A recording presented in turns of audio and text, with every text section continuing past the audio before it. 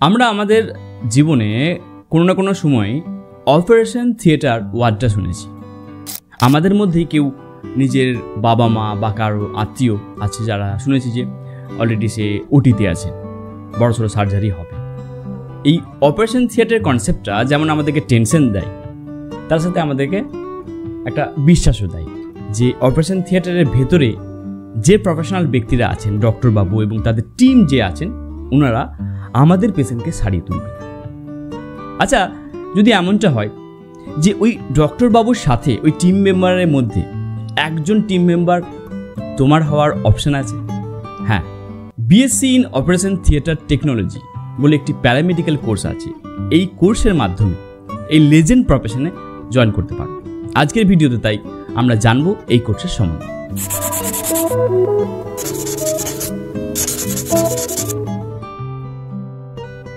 দেখো, এই কোর্সটা করার জন্য বেসিক যেটা আমাদের লাগে, যেটা আমরা কম বেশি জানি, যে বিএসসি কথার সাথে যেটা যুক্ত আছে সায়েন্স লাগছে।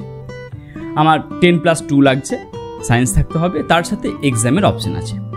আমাদের বেঙ্গলের কথা যদি বলি, আমরা জেনপাস ইউজি বা যেটা আমাদের স্টেট মেডিকেল ফ্যাকাল্টি যে এক্সামটা হয়, এই দুটো এক্সামের মাধ্যমে কিন্তু আমরা এই কোর্সে করতে পারবো। তাহলে ব্যাচেলার ডিগ্রি থাকলো বা ডিপ্লোমার দুটো অপশান আছে বেঙ্গলে। বেঙ্গলের বাইরেও আমরা ভালো ভালো কলেজের অপশান পাচ্ছি যেখানে আমরা এই কোর্সটা করতে পারবো। এই কোর্সটার ডিউরেশন হচ্ছে 3 বছর। 3 বছর তোমাকে এই কোর্সের মধ্যে যেটা পড়ানো হবে, ফিজিওলজি, অ্যানাটমি, বায়োকেমিস্ট্রি, তোমার মাইক্রোবায়োলজি থাকবে, ক্লিনিক্যাল মাইক্রোবায়োলজি থাকবে, তার সাথে যেটা থাকবে অ্যানাস্থেসিয়ার টেকনিক, অ্যানাস্থেসিয়ার উপর ডেপ স্টাডি, এই সমস্ত কিছু তোমাকে এই 3 বছর পড়াশোনা করতে হবে। তাহলে বুঝতে পারছো কতটা অ্যাট্রাকটিভ প্রফেশন হতে চলেছে। কারণ তুমি যখন এই প্রফেশনে জয়েন করবে, তুমি কিন্তু ওই ওটি থিয়েটারের ডক্টর বাবুর একজন হেল্পিং হ্যান্ড হয়ে যাবে। কিভাবে ইকুইপমেন্টগুলোকে, যে বড় বড় যে ইকুইপমেন্ট আছে বিভিন্ন রকমের, তাকে তোমাকে হ্যান্ডেল করতে হবে, সব কিছু প্রসেস তোমাকে জানতে হবে। বলতে পারো তোমাকে ছাড়া, একজন ওটি টেকনিশিয়ানকে ছাড়া কখনোই কিন্তু একটা ডক্টর বাবু বড় বড় সার্জারি করতে পারবে না। তাহলে এই কাজটা তোমার হবে। এই পড়াশোনা করার পর তোমরা যে জবটা পাবে, যে জবের অপশনটা আছে, একটা তোমরা ল্যাবের টেকনিশিয়ান হিসেবে কাজ পাবে, ওটি টেকনিশিয়ান হিসেবে কাজ পাওয়া যাবে, তার সাথে যে অ্যানাস্থেসিয়ার স্পেশালিস্ট হিসেবে কাজ করতে পারবে, বিভিন্ন পোস্ট কিন্তু আছে। আমরা যদি দেখি যে এই কোর্সে করার জন্য তোমার ফি স্ট্রাকচার কী আছে, আমরা যদি টপ কলেজের কথা বলি, যদি আমরা এইমসের কথা বলি, একদম নগণ্য। বছরে হয়তো 500 টাকা তোমার কোর্স ফি। তো খুব কম সংখ্যক স্টুডেন্ট হয়তো এখানে আমরা জয়েন করতে পারবো।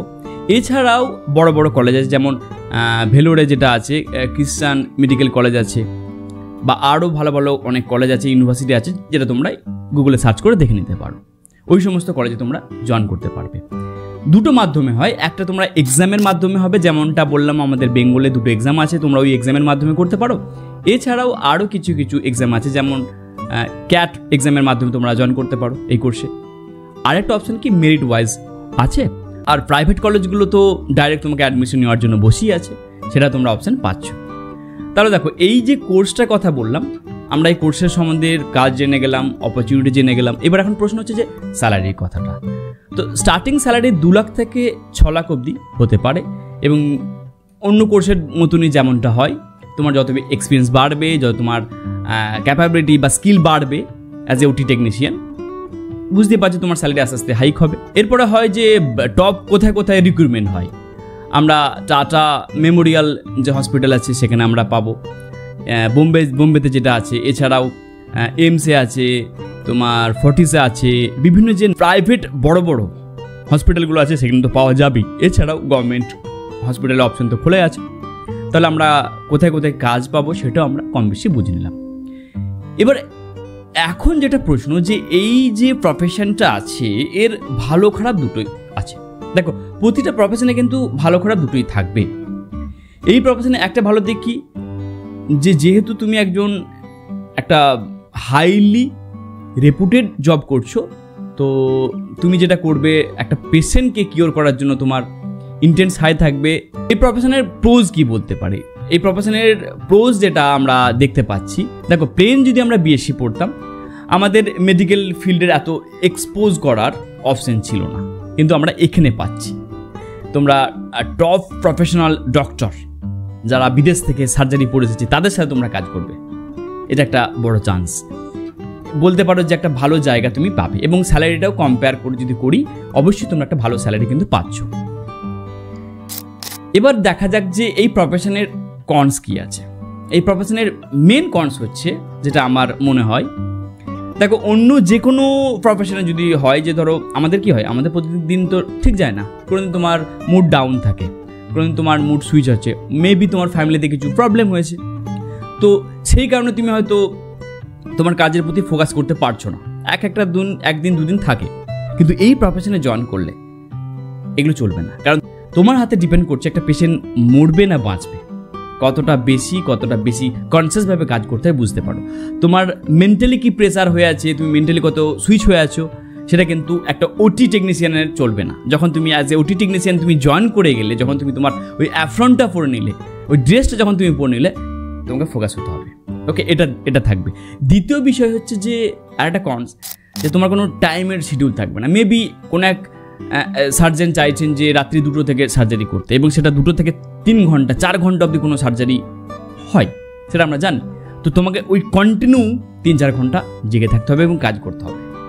তো এই প্রেসারগুলো কিন্তু আমরা এই প্রফেশনে দেখতে পাবো। আমার এই ভিডিওটা হয়তো কোনো একজন ওটি টেকনিশিয়ান দেখছেন, তো আমি তাকে রিকোয়েস্ট করব, যদি আপনি বা তুমি বলে সম্বোধন করছি, যে এই ভিডিওটা দেখে থাকেন, যদি আমি চাইছি যে আপনি আমার সাথে একটা ভিডিও করুন, যেখানে আমরা এই ভিডিওর মাধ্যমে আরও বেশি জানাতে পারবো। কারণ আপনার থেকে এক্সপার্ট তো আমি নই, তাই না? আমি যা কিছু ইনফরমেশন বলছি সেটা বলতে পারো যে কোথাও থেকে স্টাডি করে একটা ওভারভিউ দেওয়ার চেষ্টা করছি, এর বেশি কিছু নয়। ডেপথ নলেজটা কিন্তু আপনারই আছে।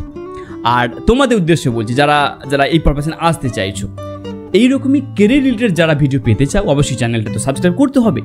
আর যদি মনে হয় যে ভিডিওটা ভালো লেগেছে, ভিডিওটা কোনো এক বন্ধুর কাজে লাগবে, কোনো এক দাদার কাজে লাগবে, কোনো এক ব্যক্তির কাজে লাগবে, তাকে শেয়ার করে দাও, তাকে এই মেসেজটা পৌঁছে দাও যে আফটার এইচএস সায়েন্সে যারা পড়াশোনা করেছো, এটা একটা ফিল্ড হতে পারে। আচ্ছা, আরেকটি কথা বলবো, আমাকে কিন্তু সম্প্রতি দেখতে পাচ্ছি অনেকে মেসেজ করছে বা অনেকে ফোন করার চেষ্টা করছে। আমার যে ফোন নাম্বারটা দেওয়া আছে, বিশ্বাস করো একদিনে 100-200টা অবধি কল আসছে। সো আমার পক্ষে পসিবল হচ্ছে না ওই নাম্বারগুলো পিক করার। তো আমি তাই তোমাদেরকে হাইলি রিকোয়েস্ট করব যে আমার যে ইনস্টাগ্রাম আইডিটা আছে, প্লিজ ওখানে আমাকে ফলো করো, ওখানে তোমরা আলাদাভাবে মেসেজ করো, আমি তোমাদের প্রতিটা প্রশ্নের উত্তর দেওয়ার চেষ্টা করব। তাহলে পরের ভিডিওতে আবার দেখা হচ্ছে। Thank you very much.